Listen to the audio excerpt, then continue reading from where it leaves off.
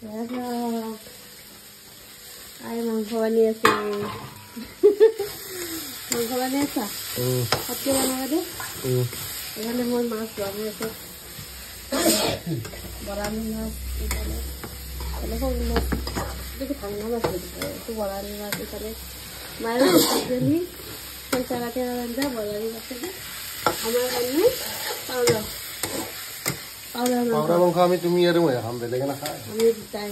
এই মাই দেউতাৰ আৰু ফেৰফৰা কাৰণে কাৰণ কি জানা আমাৰ কাৰণে পাৰাৰ মাংস এই পেছাত থাকা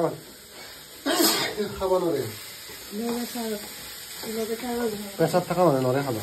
পেছাত থাকি নৰে মায়ে খাব নোৱাৰে দেউতা খাব নোৱাৰে সেইকাৰণে আমি